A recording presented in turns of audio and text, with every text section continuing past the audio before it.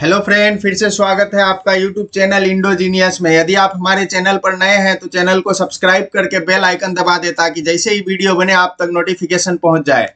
आज हम आपके लिए क्लास 12 फिजिक्स रे ऑप्टिक्स का वीडियो नंबर 5 लेकर के आए हैं, जो कि बोर्ड परीक्षा के लिए बहुत ही महत्वपूर्ण है। इस वीडियो में आपको बहुत ही महत्वपूर्ण प्रश्न मिलेंगे जो बोर्ड परीक्षा से एकदम बिल्कुल लड़ेंगे। तो वीडियो को शुरू करने से पहले अगर आप हमारे व्हाट्सएप ग्रुप से अभी तक नहीं जुड़े हैं तो व्हाट्सएप ग्रुप से जुड़ने के लिए व्हाट्सएप नंबर 8084962408 इस नंबर पर आप हमें हाई लिख करके भेज दें। हम आपको व्हाट्सएप ग्रुप से जोड़ देंगे, जहां पर आपको जो है आपको क्लास 12 का फिजिक्स का जो है ऑब्जेक्टिव और सब्जेक्टिव दोनों का ही पीडीएफ मिलेगा। आइए शुरू करते हैं वीडियो को। पानी में वायु का बुलबुला कार्य करता है। ऑप्शन ए संतृप्तकारी लेंस की भांति, ऑप्शन बी अपसारी लेंस की भांति, ऑप्शन सी कांच की समतल पट्टी की भांति और ऑप्शन डी अवतल दर्पण की भांति। तो पानी में जो वायु का बुलबुला कार्य करता है वो अपसारी लेंस की भांति कार्य करता है, यानी ऑप्शन नंबर बी इसका बिल्कुल सही जवाब हो जाएगा। क्वेश्चन नंबर 2, एक उत्तल दर्पण में वस्तु और उसके वास्तविक प्रतिबिंब के बीच की न्यूनतम दूरी होती है। ऑप्शन ए 4f से अधिक, ऑप्शन बी 4f से कम, ऑप्शन सी 4f के बराबर और ऑप्शन डी 2f के बराबर। तो वस्तु और प्रतिबिंब के बीच जो वास्तविक दूरी होती है कम से कम यानी न्यूनतम जो दूरी होती है वो होती है 4f के बराबर, यानी ऑप्शन नंबर सी इसका बिल्कुल सही जवाब हो जाएगा।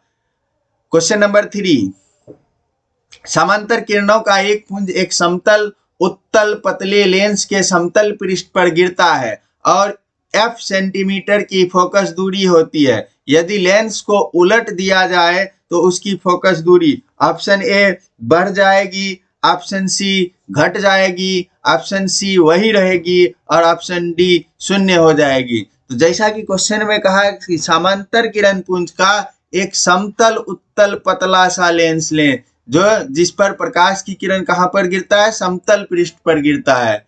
एक f सेंटीमीटर की फोकस दूरी है इसकी। कुछ इस तरह का लेंस है, समतल पृष्ठ है। अब लेंस को पलट दिया यानी ऊपर का भाग नीचे, नीचे का भाग ऊपर कर दिया गया तो कुछ इस तरह हो जाएगा। लेकिन ऊपर का भाग नीचे, नीचे का भाग ऊपर आया, फोकस दूरी बदला क्या? नहीं, फोकस दूरी उतनी की उतनी रह जाएगी। लेंस को छोटा बड़ा करते तब ना फोकस दूरी बदलती, यहाँ तो सिर्फ पलटा गया है, इसकी फोकस दूरी नहीं बदलेगी, यानी ऑप्शन नंबर सी इसका बिल्कुल सही जवाब होगा, वही रह जाएगी। क्वेश्चन नंबर 4, एक उत्तल लेंस को ऐसे द्रव में डुबोया जाता है जिसका अपवर्तनांक लेंस के पदार्थ के अपवर्तनांक के बराबर हो, तो लेंस की फोकस दूरी होगी ऑप्शन ए 0, ऑप्शन बी अनंत, ऑप्शन सी घट जाएगी, ऑप्शन डी बढ़ जाएगी। तो जैसा कि कह रहा है कि एक उत्तल लेंस है, इसका पदार्थ का अपवर्तनांक मान लेते हैं म्यू है, इसको एक द्रव में डुबोया गया, एक ऐसा द्रव जिसका अपवर्तनांक म्यू है। तो अब ये लेंस तो दोनों का अपवर्तनांक सेम होने के कारण ये लेंस दिखेगा ही नहीं, द्रव जैसा हो जाएगा, यानी यहाँ लेंस जैसा कोई बात नहीं होगा। और लेंस जैसा जब कोई बात नहीं होगा तो वो अनंत फोकस दूरी देगी। ऑप्शन नंबर बी बिल्कुल सही जवाब होगा। नेक्स्ट क्वेश्चन देखेंगे, क्वेश्चन नंबर 5, जब प्रकाश एक माध्यम से दूसरे माध्यम में प्रवेश करता है तो कौन सी राशि परिवर्तित नहीं होती है? ऑप्शन ए तरंगदैर्घ्य, ऑप्शन बी आवृत्ति, ऑप्शन सी चाल, ऑप्शन डी आयाम। तो जैसा कि कहा है कि प्रकाश एक माध्यम से दूसरे माध्यम में प्रवेश कर रहा है, यह मीडियम नंबर 1 है, यह मीडियम नंबर 2 है। एक प्रकाश की किरण ऐसे आ रही है और दूसरे माध्यम में प्रवेश कर जा रही है। जैसे ही दूसरे माध्यम में प्रवेश करेगा तो प्रकाश की चाल सबसे पहले बदल जाएगी, क्योंकि इस माध्यम का घनत्व अलग होता है और इसका घनत्व अलग होगा, तो प्रकाश की चाल तो एकदम बिल्कुल बदल जाएगी। दूसरा चीज तरंगदैर्घ्य, प्रकाश जैसे ही दूसरा माध्यम में प्रवेश करेगा उसका तरंगदैर्घ्य में भी परिवर्तन आने लगेगा। तीसरा चीज आयाम, माध्यम परिवर्तन के साथ उसके आयाम में भी परिवर्तन आ जाता है। जब प्रकाश माध्यम बदलता है तो दो चीज नहीं बदलती है, एक आवृत्ति और दूसरा रंग। तो यहाँ पर ऑप्शन में आवृत्ति दिया गया है, अगर ऑप्शन में आवृत्ति ना रहे तो उसका रंग भी नहीं बदलता है, या रंग भी कर सकते हैं, यानी ऑप्शन नंबर बी अभी इसका बिल्कुल सही जवाब होगा। नेक्स्ट क्वेश्चन देखेंगे, क्वेश्चन नंबर 6। प्रकाश का वेग महत्तम होता है ऑप्शन ए हवा में, ऑप्शन बी शीशा में, ऑप्शन सी पानी में और ऑप्शन डी निर्वात में। देखिए हवा और निर्वात दोनों में ही प्रकाश का वेग कितनी होती है, 3 × 10⁸ मीटर पर सेकेंड, यानी 3 लाख किलोमीटर पर सेकेंड। शीशा में 2 लाख किलोमीटर पर सेकेंड और पानी में 2,25,000 किलोमीटर पर सेकेंड।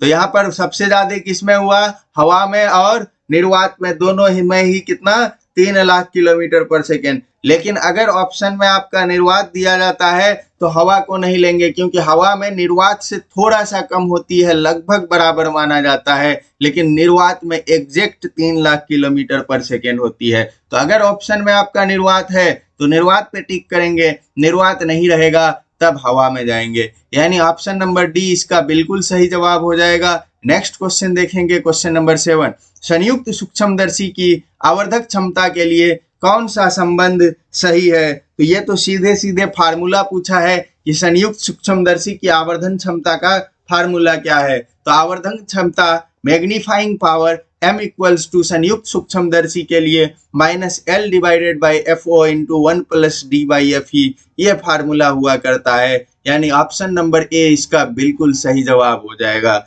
नेक्स्ट क्वेश्चन देखेंगे, क्वेश्चन नंबर 8। प्रकाशिक पथ बराबर होता है ऑप्शन ए अपवर्तनांक गुना पथ की लंबाई, ऑप्शन बी अपवर्तनांक बटा पथ की लंबाई, ऑप्शन सी पथ की लंबाई बटा अपवर्तनांक और ऑप्शन डी अपवर्तनांक गुना पथ की लंबाई बाई 2। तो प्रकाशिक पथ मान लेते हैं प्रकाश की किरण जिस माध्यम से गमन कर रही थी उस माध्यम में एक दूसरा माध्यम ला करके रख दिया जाए, तो ये माध्यम जो है इस गमन के चाल को परिवर्तित कर देती है। तो इस माध्यम को ये सेम माध्यम बनाने के लिए जो है क्या करते हैं, प्रभावी दूरी निकाल करके प्रकाशिक पथ निकालते हैं। अब मान लेते हैं इस माध्यम का अपवर्तनांक म्यू है और इसकी लंबाई यहाँ से यहाँ तक की एल है, तो प्रकाशिक पथ जो इसका होता है यह होता है म्यू × एल, यानी अपवर्तनांक गुना पथ की लंबाई। ऑप्शन नंबर ए इसका बिल्कुल सही जवाब हो जाएगा। Question number 9।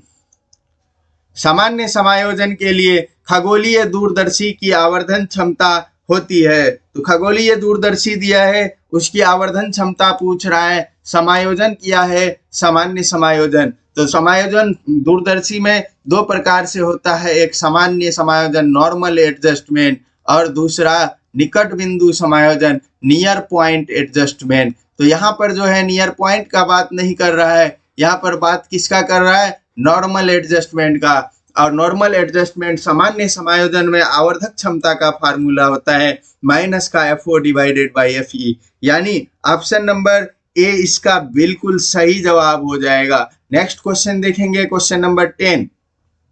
बेलनाकार लेंस का व्यवहार किया जाता है आंख के उस दोष को दूर करने के लिए जिसे कहा जाता है ऑप्शन ए निकट दृष्टिता, ऑप्शन बी दीर्घ दृष्टिता, ऑप्शन सी एस्टिग्मेटिज्म और ऑप्शन डी जरा दृष्टिता। तो बेलनाकार लेंस कौन से दृष्टि दोष में उपयोग किया जाता है, एस्टिग्मेटिज्म, यानी जो है क्षैतिज की वस्तुएं दिखती है स्पष्ट, तो ऊर्ध्वाधर की वस्तुएं स्पष्ट नहीं दिखती है, और ऊर्ध्वाधर स्पष्ट दिखती है तो क्षैतिज स्पष्ट नहीं दिखती है। इस प्रकार का दृष्टि दोष होने पर बेलनाकार लेंस का उपयोग किया जाता है, यानी ऑप्शन नंबर सी इसका बिल्कुल सही जवाब हो जाएगा। तो अगर आप हमारे व्हाट्सएप ग्रुप से अभी तक नहीं जुड़े हैं तो व्हाट्सएप ग्रुप से जुड़ जाएं, क्योंकि वहां पर आपको डेली सब्जेक्टिव ऑब्जेक्टिव का PDF मिलेगा। व्हाट्सएप नंबर है हमारा 8084962408। बाकी वीडियो अच्छा लगा हो तो चैनल को सब्सक्राइब करके बेल आइकन दबा लीजिएगा। अब जो है आपको बहुत जल्द बिहार बोर्ड का ऑफिशियल मॉडल पेपर लेकर के हम आएंगे, पूरा सॉल्यूशन करके बताएंगे, सब्जेक्टिव का भी और ऑब्जेक्टिव का भी। तो हमारे चैनल को अगर अभी तक नहीं सब्सक्राइब किया है तो सब्सक्राइब कर लें। Thank you.